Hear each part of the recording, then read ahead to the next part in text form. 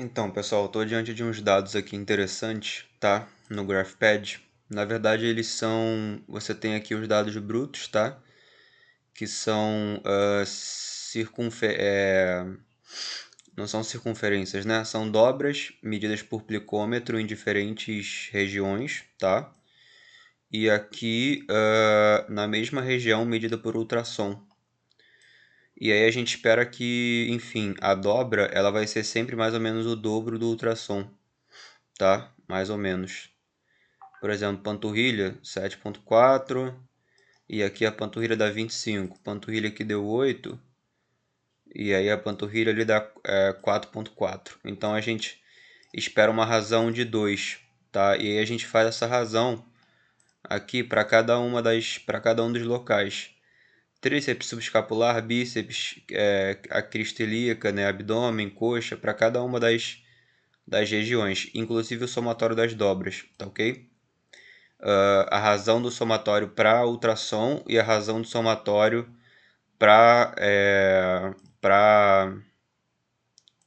para plicômetro, tá? Literalmente, né, é dobra e faz a razão de um pelo outro. Então, por exemplo, esse valor aqui, tá, do somatório de 1.72, ele é 87.7 divididos por na verdade, o contrário, né? É 151.5 divididos por 87.7, beleza? Aí tá. A gente tem então aqui o banco de dados com as razões. Se a gente for investigar um gráfico disso, tá? Se a gente for ver um gráfico disso daqui, a gente vê que é uma amostra, tá? Que ela tem, se você for colocar graficamente e quiser analisar somente as razões, a gente vê que ela é uma amostra que tem outliers persistentes, tá?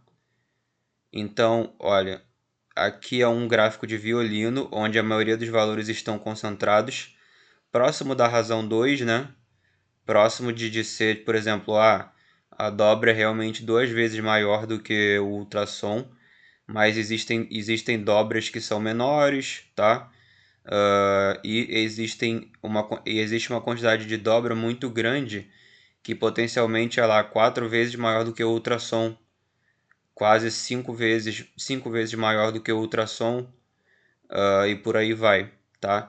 Então essa variável, mesmo através, se você refizesse esse estudo várias vezes, ela ia cair nesse tipo de padrão aqui, nesse tipo de distribuição aqui, que é na verdade o gráfico de violino. A gente está vendo que a gente tem distribuições assimétricas dessas variáveis, tá?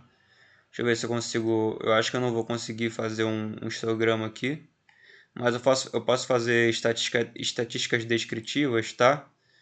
Mínimo, máximo, média, desvio padrão, erro padrão. Eu queria pedir a mediana. Eu acho que ele já me dá a mediana, mas vamos fazer. Olha aqui. Não, ele não me deu a mediana porque. Por que que ele não me deu a mediana? Será que eu tenho que pedir para ele?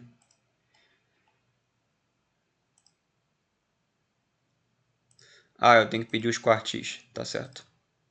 Ó, a mediana, tá?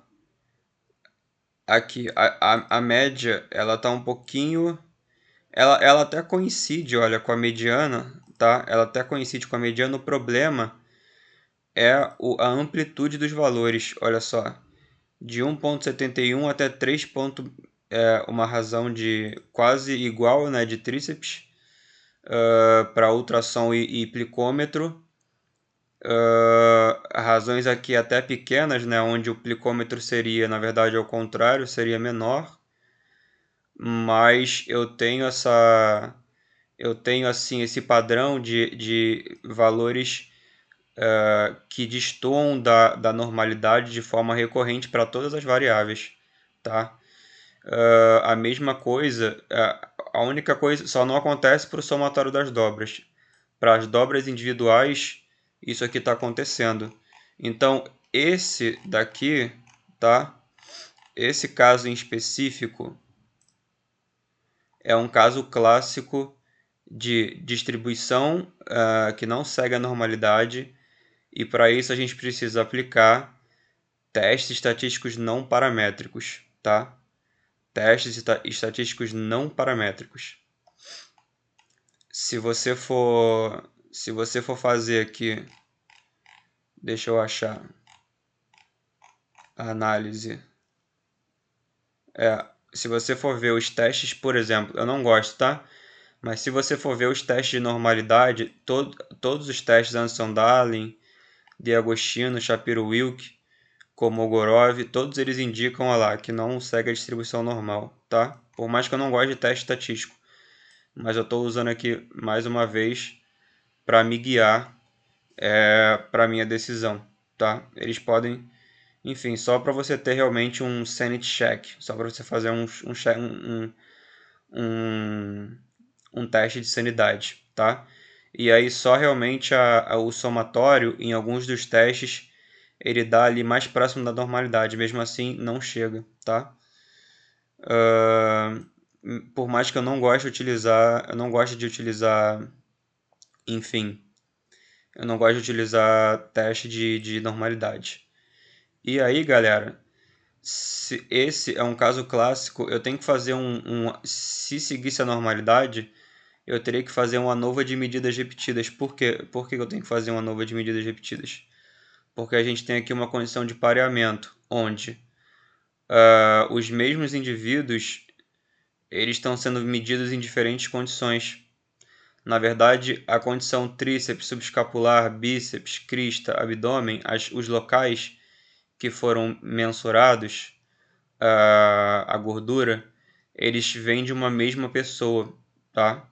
Então, aqui, até tá errado aqui, né? É razão plicômetro US, ultrassom, né? Ultrassom. Razão plicômetro ultrassom.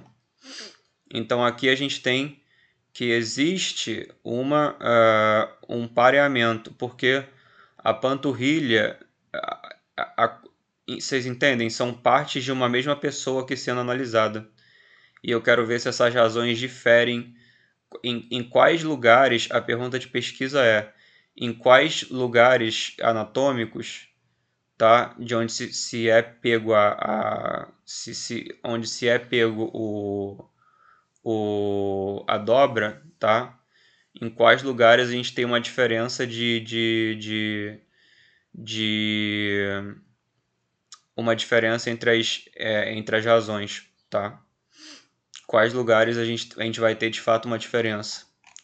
E aí a única forma que eu pensei de analisar isso foi realmente utilizando um teste, por exemplo, um ANOVA, tá?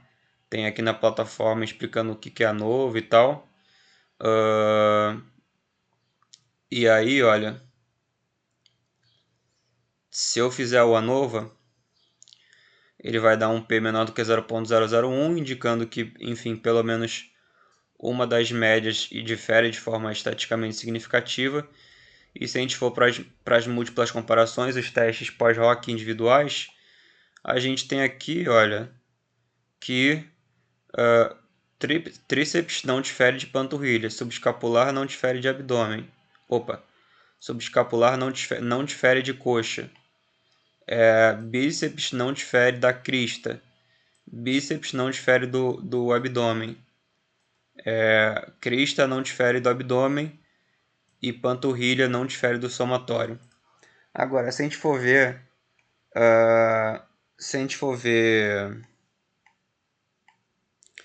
a maioria das coisas difere, né? A maioria das coisas, elas diferem entre um e outro. E a gente tem aqui, ó, a média do grupo 1, a média do grupo 2, a diferença entre médias para cada comparação, o tamanho amostral, a estatística T e os graus de liberdade, que aí vão dar origem aos valores de P aqui em cima. Lembrando que esses valores de P eles estão corrigidos para Bonferroni, tá? E aí, só que tem um problema. O ANOVA de medidas repetidas ele assume que a variável segue uma distribuição normal a longo prazo através de reamostragem, mas não é o caso. Então o que eu tenho que fazer? Eu tenho que rodar um teste de Friedman, tá? O Friedman, que ele é na verdade uma alternativa não paramétrica ao ANOVA de medidas repetidas. E coincidentemente o Friedman ele me dá resultados bem parecidos com a ANOVA de medidas repetidas, mas ele vai ser mais como se diz, ele vai ser mais fidedigno, tá? Porque a amostra é não paramétrica. Então, só para mostrar para vocês, tá? Aqui seria, ele faz na verdade, ele soma os valores, tá? Ele soma os postos, ele soma os valores do grupo 1, soma os valores da condição, ele soma os valores da condição tríceps e soma os valores da condição subescapular, tá? Aqui, subescapular só aparece aqui, mas bíceps, ó, é o mesmo, tá? Bíceps, subescapular aparece aqui de novo, 167. E aí ele calcula a probabilidade dessa soma, dessa diferença entre as somas dos valores ter ocorrido, dado que não deveria haver, dado que esse valor aqui deveria ser zero, tá? Então, qual é a probabilidade dessa diferença entre as somas acontecer num cenário onde ela é zero, onde a hipótese nula é verdadeira? E aí a gente tem aqui, ó, que, por exemplo, para tríceps versus somatório, o valor não é tão grande, né? 147,5. Nem para tríceps versus panturrilha. É 94,50. Então, essa diferença poderia ter ocorrido, ela não difere de forma estatisticamente significante de zero para esse tamanho amostral e para esses graus de liberdade aqui. Já estatísticas maiores, por exemplo, essa aqui, ó, de 762, bíceps versus coxa. Vamos ver aqui, ó, bíceps versus coxa. Cadê? Bíceps versus coxa. Ele dá um p-valor significativo. Aqui a gente não está mais comparando as médias. A gente está comparando a soma dos postos e a diferença entre as somas dos postos, levando em consideração, tá? Levando em consideração a estrutura pareada dos dados. A estrutura pareada dos dados. Então, esse é o teste de Friedman. É uma alternativa não paramétrica ao ANOVA de medidas repetidas.